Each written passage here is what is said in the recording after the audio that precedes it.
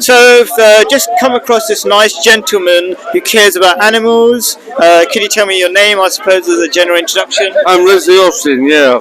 Cool. And you're a vegan? Yes, I've been vegan for 32 years. Great. Since 1990. Wow, good memory. Okay, so I'm a Muslim. My background is that we should treat animals kindly. Okay, but then you might say, how can you treat animals kindly and kill them? That's a bit confusing, right? So I like to make really short videos, try to get to the point and try to learn something from each other politely and everything. And hopefully, you seem to be a very polite man so far. So my question to you is, do you kill plants? Plants, we have no choice but to kill plants. We can't live without killing plants, so we've no choice about that. Sure. But at least if you're a vegan, you cause far fewer plants to be killed. Because when you breed farm animals, you've got to feed a lot of plants to them during their lives. You only get about 10% of the protein back from them through the meat, milk and eggs that you feed to them during their lives. All protein comes from plants originally. So what could be argued is that animals condense a lot of plant life energy into them, and they consume energy that we can't assume. So we can't eat grass and take all the goodness like animals can. We don't have to eat grass. We're not suited for eating grass, but there's lots of other plant foods that we are suited to eat. Okay. I've lived on it for more than 32 years now, and I'm in my 60s now. I'm not on any medication, and I rarely visit the doctor. Very good. I'm very glad to hear your good health. So let's try to, as I say, I try to make really short videos, and I want to just get to the crux of it, which is, what are we allowed to kill? Because you've already no, but let's say you've already agreed that we're allowed to kill plants. Okay, what is the reasoning? I'll give you my reasoning and tell me if you accept it. So there are higher level of consciousness and lower levels of consciousness. There's us, there's animals, there's plants, there's bacteria, and I think we both agree that we're allowed to kill plants and bacteria. And my reasoning for that to be okay is, one is just a purely logical without bringing God into it, okay, is that they have a lower level of consciousness. And if we don't sacrifice that lower level of consciousness, our higher level of consciousness will not exist. We cannot exist without eating, so we have to kill something, plants, bacteria, walking on bacteria by accident. What is your reasoning for why you are allowed to kill plants? Because I think that is the nub of the matter.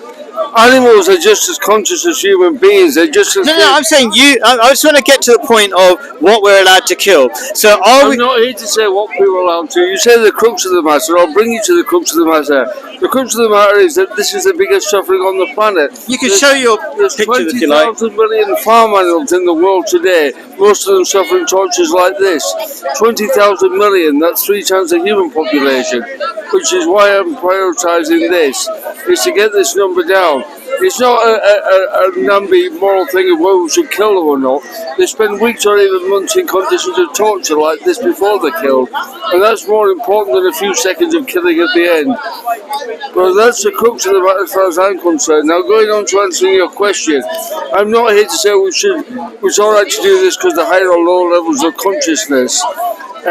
Animals are just as capable as humans of pain and suffering, so they should have the same consideration. As far as plants are concerned, we have no choice. We can't live without eating plants, so we're going to have to cause some plants to be killed. I'm not saying it's all right to kill them because they have a lower conscience. I'm saying it's because we have no choice. But as it happens, plants do not have the ability to feel pain. They do not have pain receptors. They do not... Okay, so there's some good points you made there, right? So what you're trying to say is you're trying to reduce the amount of suffering. Is that right? That's right, yeah. This is the biggest suffering on the planet. Okay. And I want to agree with many things you said. So the way animals are treated is not in modern industrial farms is not really in line with the way Islam teaches. For example, so there's a word called tayyib, which means pure, and things are only pure when you treat the animal kindly. So, for example, Prophet Muhammad, peace be upon him, said that do not kill the animal twice by showing that you're about to kill it, but no, letting that animal see another animal being killed before it, right? Because then obviously it will suffer the pain of knowing what's going to happen to it.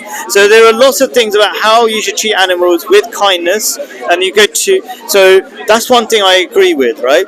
So obviously it's complex about how do we decide what level of animals' consciousness do we kill? But you said that plants don't feel conscious, and that's a But that's not my excuse for saying we're eating them.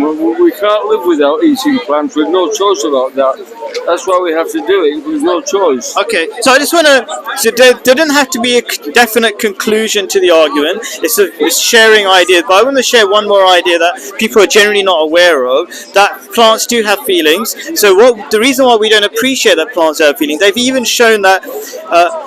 There's two reasons that so far scientifically we haven't appreciated the feelings of plants. One is that we don't understand we can't pick up the signals of their sounds. So they actually do scream when they're cut, okay, but the level of their sound is lower. So But with no choice. But that's not an excuse for eating meat. We can live without meat, or we can live healthily and happily without meat. So we can't do without.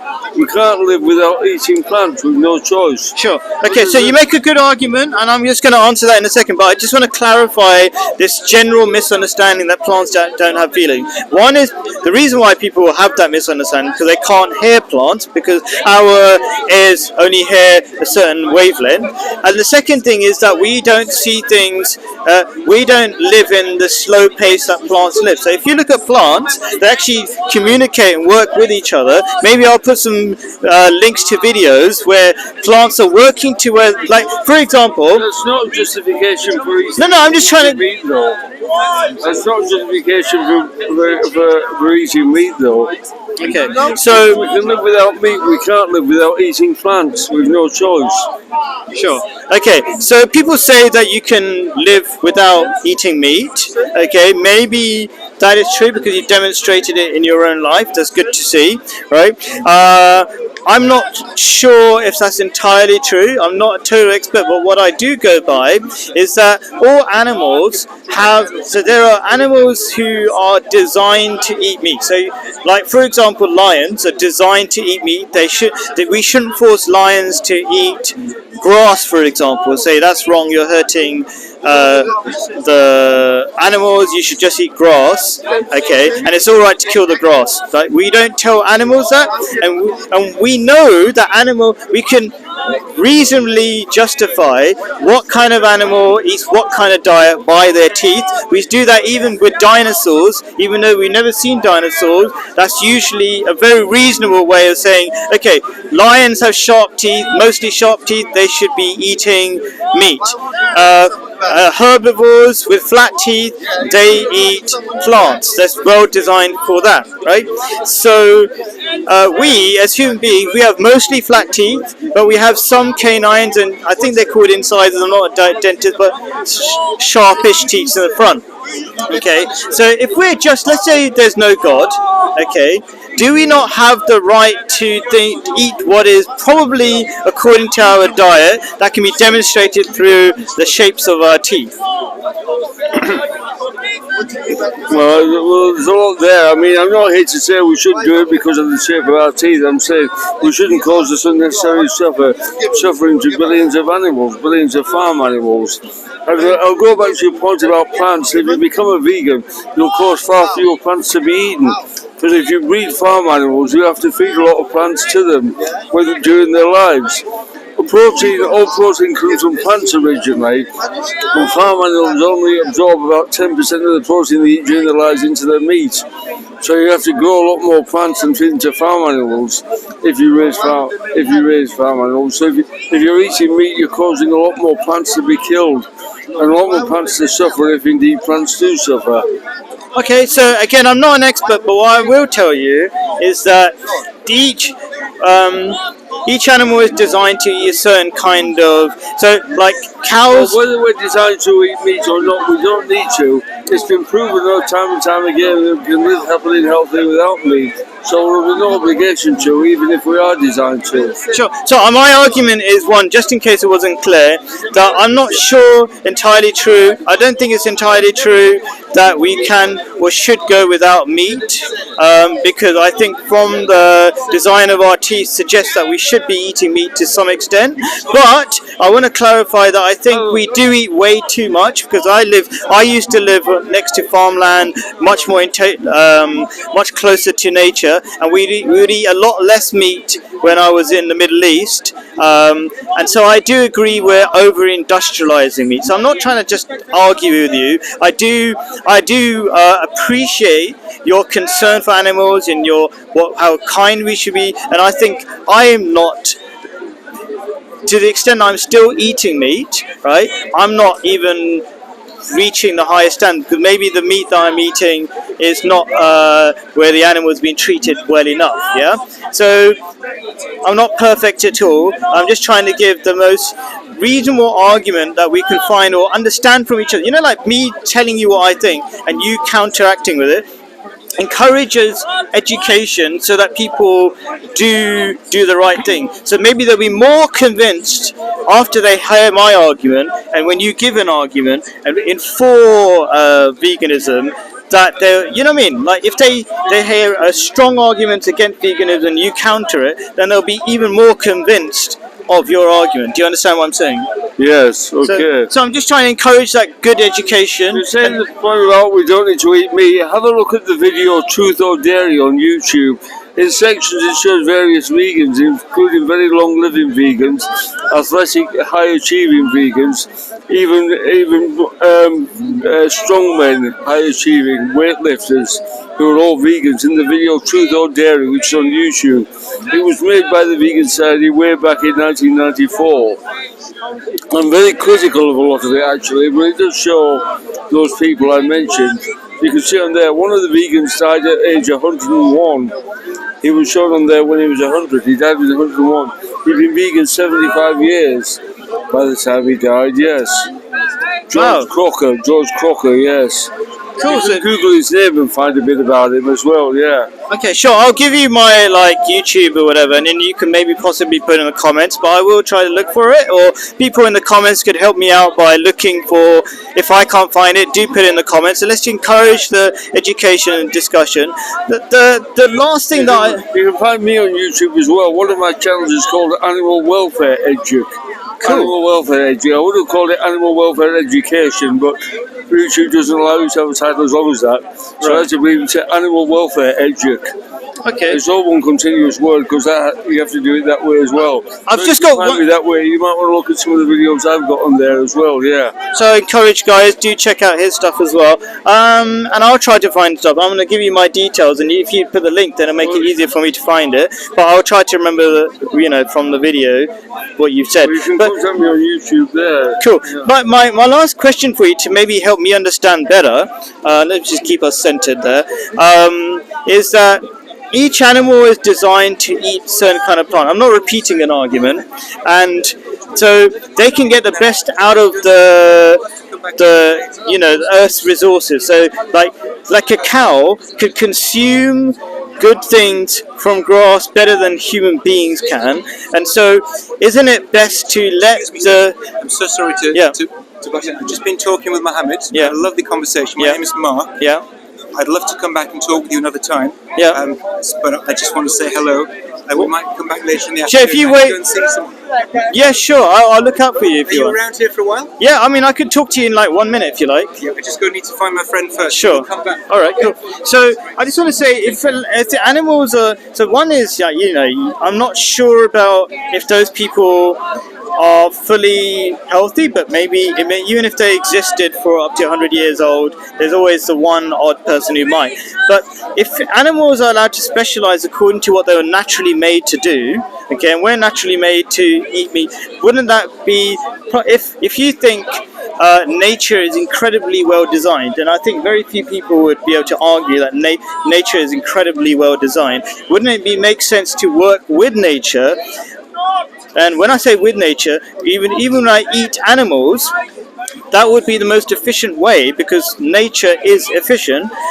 It doesn't mean exploit animals extremely, but it just does mean have a balanced diet of vegetables and fish and whatever, meat. Well, where are you going to get all this meat from? Where are you going to get the animals from? If we're going to eat meat in the sort of countries we've made for a world population this big, we'll have to breed billions of farm animals, and that's not natural. We breed monstrosities that put on meat quickly and do all sorts of things. I mean, it's not a natural way. Whether it's natural for us to eat meat or not, we don't need to. We can be healthy and happy and live long lives without it. So we don't need to do it just because we think nature says so. But as it happens, we're not designed to eat meat.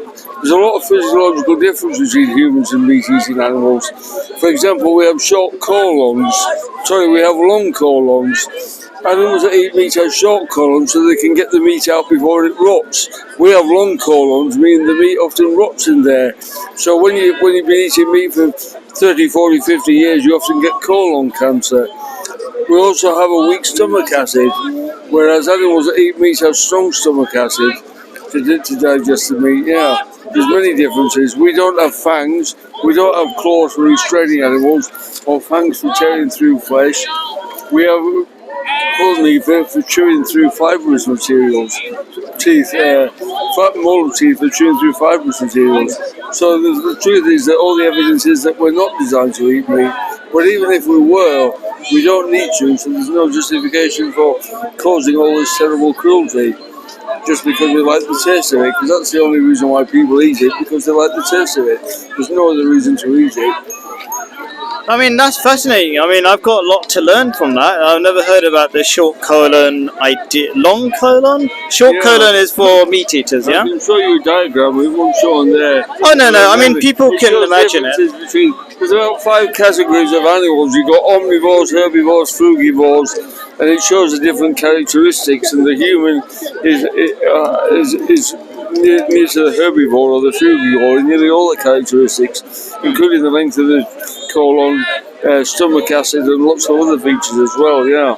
Fascinating. I mean, I would say that normally we're designed to like the taste of something if we're supposed to eat it. That's all animals. So, for example, if you try to feed a dog something that's not good for them, they will usually avoid it unless it's not good for them. So, the fact that it tastes good is not actually an argument against. It just means that we're biologically designed to eat that particular thing. We're not biologically designed to eat cooked meat because that wasn't available until we invented cooking. I have no idea what raw meat tastes like, but the idea of it to me and to most people, it seems revolting, the idea of eating raw meat. I mean, it only tastes good as far as I know if it's cooked, because I've only ever eaten cooked meat. I've never eaten raw meat.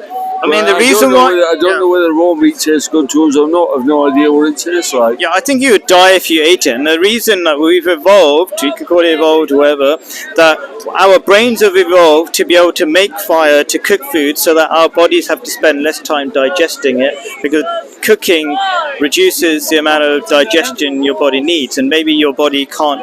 I think most people's experience would be that they'll probably die if they had raw meat, unless it was raw fish. That's a different thing. Just one, I suppose the thing that's sort of missing in this argument that I kind of avoided, but I just mentioned. I'm just quite interested. Do you believe in God? Because some people use the argument that if God exists and God has said in their holy books that you're allowed to eat meat, then God knows best. But what's your rough position? I'm not going to particularly debate that because I think we've already had a very intellectual discussion. But where's your position on God and things like that? As far as the Bible and the Quran were concerned, I think the last of them was written more than 1,500 years ago, wasn't it? Sure, yes, that's correct. So circumstances were very different then. You didn't have factory farming 1,500 years ago. Animals were kept in small flocks and they were probably quite nicely treated.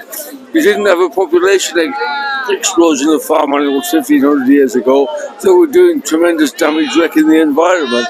There was 20,000 million of them produce a lot of excellence and have to have a lot more crops grown for them, cause a lot of rainforest to be chopped down.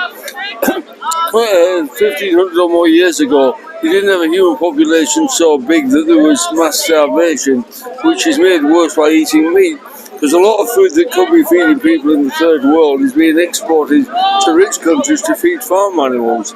If we didn't have all these farm animals to feed, we could feed a lot more people and there'd be less human starvation in the world. Fantastic. That wasn't the case 1500 or more years ago, but it is now. Yeah, see, so the world has changed, it's true, So but the permissions that God might have given for eating meat 1500 years ago were in a different situation to what we're in now. okay, so my brief answer to that, without getting into too much detail, is that we believe, as Muslims, I'm a Muslim, that the God who's all-knowing, all-powerful, who understands everything, gave permission, and they said that in the Quran, and that the Quran was for all times, all times for human existence at least, okay, and so God knew what was potentially going to happen, so that's kind of covered, but also just Well, eating meat is causing wrongs that it wasn't causing 1500 years ago. I mean, it doesn't say in the Quran, in the Bible, that you shouldn't sell addictive drugs to school children, does it? Because they weren't available in those days. so the Quran just generally gives principles. It's still wrong to do it, and it's still very much against being the Islamic or the Christian faith to do that, even though the Bible doesn't actually say you're not allowed to do it. I mean, would it make any difference to you? Let's say the Quran talks about amazing things like the Big Bang, that all living things are made out of water. Things that just like so many things like the age of the universe. The age of Earth compared to the age of the universe, which demonstrate that the God who made the Quran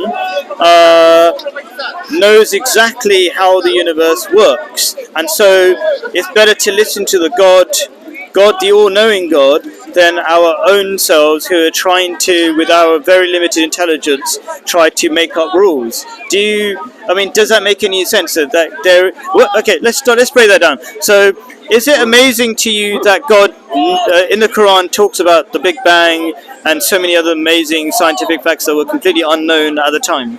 I think I've seen the poster saying this sort of thing, but to be honest, I think the quotations in the Quran are rather vague about whether they actually mean that a lot, although I haven't looked at them in depth.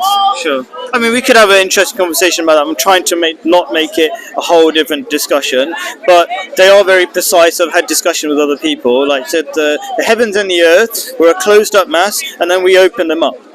I mean, I don't know what else you could say about that. That's Big Bang. And then there was no anything similar to that. And there are many, many other references that it's really hard to believe otherwise, other than that God made it. But anyway, let's just... I like you to have the last word. I do have to say, you said you've made probably the best argument I've ever heard from a vegan standpoint. Do you have the last word? I won't argue with anything you've got to say. Go for it. Well, I don't think my arguments are particularly good. There's a lot of information on the internet. If you Google the word vegan, you'll probably find a lot of information like on the Vegan Society's website. And Animal Aid used to have good articles about the case of veganism as well. Animal Aid, they were founded in 1977, mainly to campaign against vivisection, but they took on veganism since then, yeah. So you might want to look at their website. Animal Aid, they're based in Tonbridge in Kent. That's where the head office is, yeah. Thank you so much for your time. I was going to share my details and join in the conversation on the video.